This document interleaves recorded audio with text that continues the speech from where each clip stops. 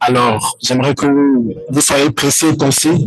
Alors, Mohamed Mathieu de Gibier. Alors, vous opérez en Afrique de l'Ouest et lorsque vous regardez, je regarde votre réseau et lorsque je regarde le réseau le plus large qui est Starlink, qui a une grande capacité, et donc après vient Dadcom, qui est un opérateur local au Nigeria, ou VTS, qui n'opère pas au Nigeria. Nous ne voyons pas un grand réseau au Nigeria. Nous ne voyons pas le MTN, RTL et ses grands opérateurs nigériens. Vous avez des réseaux qui viennent d'ailleurs, qui viennent de l'étranger, qui ont une capacité plus grande que des compétiteurs de votre marché local. Merci beaucoup. Quelqu'un d'autre pour une autre question? Ok, permettez-moi de répondre à cette question afin que nous puissions continuer. Alors, il a raison. Ce qu'il essaie de dire est que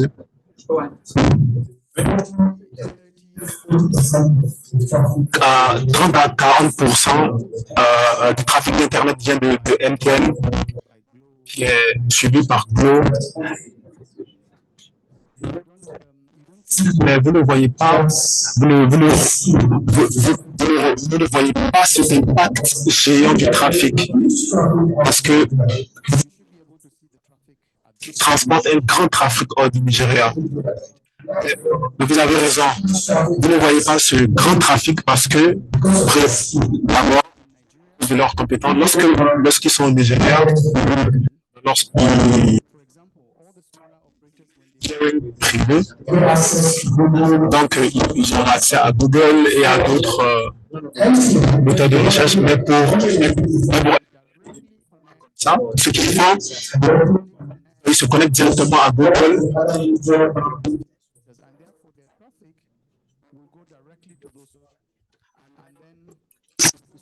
Ça dépasse tout. Donc, une autre chose est que certains de ces opérateurs font intentionnellement ne font pas de publicité de leur adresse IP. Alors, je n'avais pas mentionné le nom. Donc, il y a les sociétés de télécommunications au niveau de l'Internet où voyez leur adresse IP dont ils font la publicité. Lorsque vous êtes au niveau local, vous voyez qu'il n'y a pas de publicité sur l'adresse locale. Donc, il ne faut pas montrer leur adresse IP au reste du monde parce que, bon, ils ne font pas vraiment attention au marché local. Nous savons que nous avons le potentiel pour domestiquer le trafic.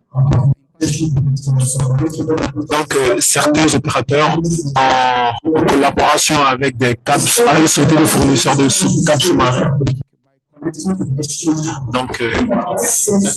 donc, cette même personne a une pipe qui est connectée à Internet. Donc, à part laisser tomber la latence, le temps de retard, j'espère que vous comprenez ce que j'essaie de vous faire comprendre. C'est pourquoi vous ne voyez pas ces grands opérateurs avec une grande capacité, avec des points d'échange. Alors, ok, je vais le faire en français afin que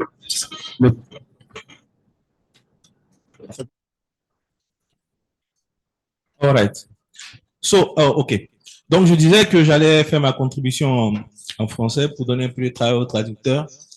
Alors, je voulais contribuer sur les points de le nombre. Micro. C'est bon? Oui, c'est bon. C'est bon maintenant pour la... OK. Alors, donc, je disais que je voulais faire une contribution pour les numéros de système autonome. Alors, ce que tu as dit est important, c'est-à-dire que libéraliser le domaine des télécommunications permet d'avoir plus d'opérateurs télécoms qui vont nécessairement utiliser les numéros de système autonome pour annoncer leur préfixe sur Internet et connecter les clients. Mais ce que nous retrouvons au niveau d'Afrique, c'est que on ne peut pas avoir plusieurs, je veux dire, on peut pas avoir 200 telcos dans un pays qui a une population qui n'est pas importante. Donc, ou libéraliser le marché des telcos n'est pas la seule option pour avoir plus de réseaux connectés à Internet. Alors, vous avez aussi l'éducation que nos ingénieurs reçoivent à l'école, c'est-à-dire le type d'Internet qu'on les enseigne à l'école. Aujourd'hui, si vous allez, par exemple, nos membres en Afrique du Sud, nous avons la plupart des entreprises qui naissent en Afrique du Sud viennent automatiquement prendre des adresses IP et un numéro de système autonome. C'est-à-dire que ce soit des telcos ou pas. C'est-à-dire n'importe quelle entreprise en Afrique du Sud vient prendre ses adresses IP et son numéro de système autonome. Mais malheureusement, dans les autres pays, c'est que les telcos et les grosses entreprises qui utilisent les adresses publiques et les numéros de système autonome. Donc, je pense qu'à ce niveau aussi, il y a un travail à faire. Pour avoir plus de numéros de système autonome sur Internet en Afrique, il faut changer l'éducation que nous donnons aux ingénieurs à l'école pour dire que Internet, c'est pas que derrière les maths, mais c'est aussi avec les adresses publiques et des numéros de système autonome pour faire et pourquoi pas se connecter en condition si cela le permet. Et comme ça, on aura plus de réseaux connectés à Internet et plus d'options de pouvoir plusieurs organisations connectées aux différents points d'échange. Et aussi voir les choses grandir et changer aussi leur orientation par rapport à ce que nous avons maintenant. Voilà la contribution que je vais ajouter. It was a contribution. Merci, Brice. Do you want to come back? Voulez-vous bondir là-dessus avant que nous continuions? Infrastructure, on a parlé des niveaux, des capacités. Quelqu'un d'autre souhaite intervenir, ajouter? If I may come back, Mohamed, we talked about... Mohamed, si je vais revenir, on va parler de la formation. Vous faites des formations très souvent et les personnes qui participent à ces formations rentrent à la maison et ne savent pas ce qu'elles ont appris ou est-ce qu'elles font. Parce que ça, c'est une partie de la question. Et l'autre partie, c'est que nous sommes ici dans la région Ouest Afrique, dans le forum. Bien que vous soyez là, alors, où sont les opportunités? D'ailleurs, celui qui a parlé, qui a pris la parole tout à l'heure, vient de Afronex, c'est notre représentant régional. Peut-être Brice, je reviendrai avec vous. Alors, quelles sont les opportunités de formation? Et j'ai des enfants qui sont à l'école.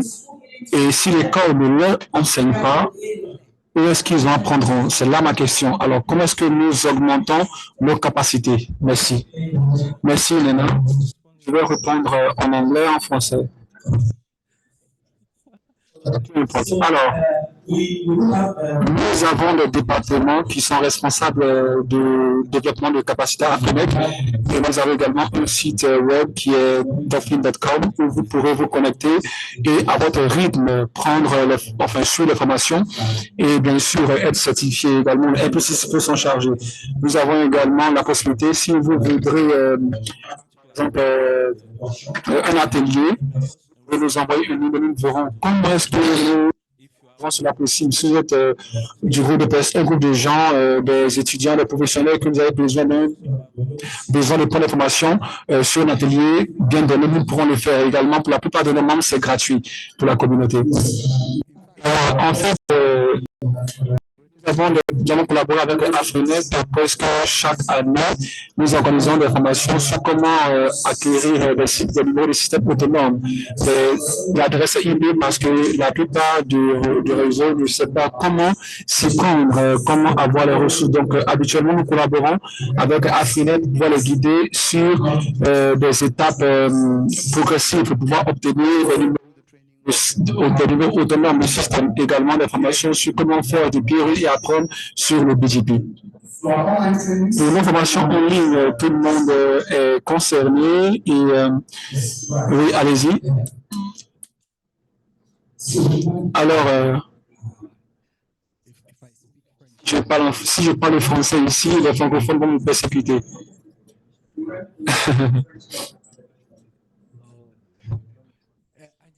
Alors, j'avais juste voulu ajouter pour dire qu'une autre chose, c'est une contribution. Je me suis rendu compte que le lien qui manque, c'est la relation entre les les businessmen, et nous avons des personnes qui sont très intelligentes, des formations, ou des personnes très techniques viennent apprendre. Et il y a pas mal de conversations avec les ingénieurs qui disent que j'ai appris ça, mais c'est seulement, je ne peux pas pratiquer cela. Je ne peux pas pratiquer cela, le partager avec mon réseau. Mon PDG me regarde et il me dit, d'accord, est-ce que ça va m'aider à augmenter le revenu? Est-ce que je vais gagner plus d'argent? Est-ce que je vais avoir plus de clients? Si vous gagnez déjà de l'argent, je ne pense pas que chose soit mal. Donc, si je peux faire la route 0.0.0 et que mon Internet, le débit est élevé et que tout se passe bien, et que si je travaille avec cette personne qui s'intéresse, si j'ai un ISM ou qui se soucie si je m'assure que ma sécurité, si longtemps que je gagne de l'argent, c'est le plus important. Donc, je pense que nous devons atteindre un niveau où, quelque part, nous faisons le pont entre la technique et les affaires, afin que cette connaissance, cette ligne est traduite aux oreilles des propriétaires d'affaires. Et j'ai un PDG dans le passé qui s'est vanté pour me dire que sa canalisation était solide, et je lui ai fait savoir que c'est pas vraiment le cas, parce que le service pour vous là doit vous aider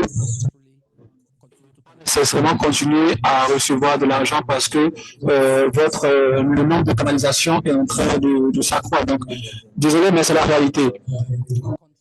On va prendre un côté proche de moi. Pourquoi dois-je aller loin pour pouvoir avoir le trafic, au lieu de plutôt améliorer ma canalisation que je pourrais réutiliser? Donc, il s'agit plutôt de lacunes, donc en termes de connaissances, et les traduire dans les affaires. Merci énormément. Alors, pourquoi est-ce que vous et moi parlons le même langage? Parce que nous identifions cela comme un défi, et chaque instant, chaque année, nous avons 3-4 événements dans différents lieux.